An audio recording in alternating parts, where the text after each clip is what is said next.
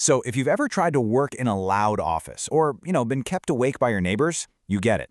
Unwanted sound isn't just annoying, it's a massive problem. Today, we're going to dig into why our buildings are often so darn loud and what the science of architecture can actually do about it.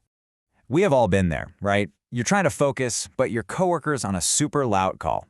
Or you're trying to sleep and the apartment above you sounds like they've opened up a bowling alley. It's this universal frustration. But what if I told you it doesn't have to be this way? That this is actually a design problem? That's right. There's this whole field called architectural acoustics, and it's all about getting good quality sound inside a building. It treats all that unwanted noise like a puzzle, one that can totally be solved with smart design. So a quiet space, a place where you can actually focus, that doesn't just happen by accident. It is the result of very specific, very intentional choices about materials, about construction, and about the layout of the room. Poor acoustics are everywhere, for sure, but they are absolutely fixable once you understand the basic science of how sound moves around a room. Okay, so to control sound, we first have to get a handle on what it's even doing in there. And really, it all boils down to what happens when a sound wave smacks into a surface. Basically, there are three things that can happen. The sound can reflect, just bounce right off the wall and back into the room. It can get absorbed, which is where the material kind of soaks it up like a sponge, or it can transmit right through the surface and, well, become someone else's problem on the other side. And these principles, they create totally different kinds of rooms. You've got what's called a live space. Think of a concert hall with tons of hard, reflective surfaces. It's amazing for music because all those reflections make the sound feel rich and full. But try to have a conversation in there, forget it. On the flip side, you've got a dead space with lots of soft, absorptive stuff. That's perfect for a quiet office, but music would sound kind of flat and lifeless. It's all about picking the right tool for the job. Okay, so that brings us to our first real tool in the toolkit, sound absorption. This is all about controlling the sound that's already inside a room. This is how we fight back against all those echoes and that constant noisy buzz. The whole story of modern acoustics really kicks off with this one guy, Wallace Clement Sabine. We're talking the 1890s at Harvard. He was given this impossible task of fixing a lecture hall where you couldn't understand a word anyone was saying. So what did he do? He and his assistants literally, every single night, dragged hundreds of heavy seat cushions from a nearby theater into the hall to run experiments. He was the first person to actually put a number on how well materials soak up sound. And because of his work, we now have this super simple rating system called the Noise Reduction Coefficient, or NRC. You can just think of it as a report card for how well a material absorbs sound. A 0 means it absorbs nothing, it's a perfect reflector. A 1 means it absorbs everything. It's that simple. And the difference between materials is just huge.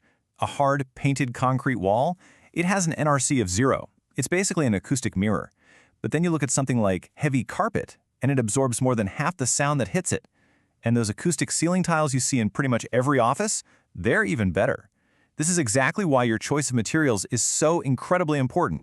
But here's the thing, absorption only helps with the noise that's already in the room. To stop your neighbor's party from bleeding through your wall, you need a totally different set of tools. You need sound isolation. And sound isolation really boils down to three key ideas. First one is mass. The heavier and denser a wall is, the harder it is for sound waves to physically shake it. Second is resiliency. This is all about creating a separation, like an air gap, so vibrations can't just travel from one side straight to the other. And third, and this one's a big one, is tightness. You have to think of sound like water. If air can get through a crack, sound can get through that same crack. You've got to seal everything. So, just like we had NRC for absorption, we've got something called Sound Transmission Class, or STC, to measure how well a wall or a door blocks sound from getting through. And it's simple. The higher the STC number, the better it is at giving you some peace and quiet.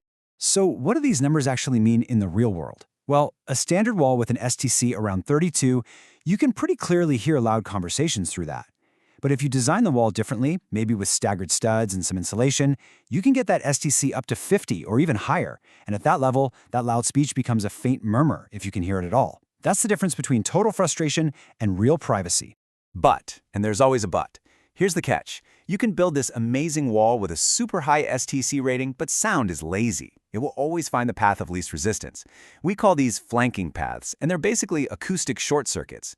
Sound will just go right over the wall through the ceiling, travel through the air ducts, or sneak through that tiny gap under your door. It completely bypasses your fancy, expensive wall. So this is where it all comes together. Let's talk about how you put these principles into practice. Because when it comes to good sound, it is all about the details. Just think about a door. You know, that standard, cheap, lightweight, hollow core door that's in most houses? It's awful for sound privacy. It has an STC in the low 20s. But just by swapping that out for a heavier, solid core door, you get a huge improvement. It's a perfect, simple example of adding mass to block sound. And this is where that tightness idea becomes absolutely critical.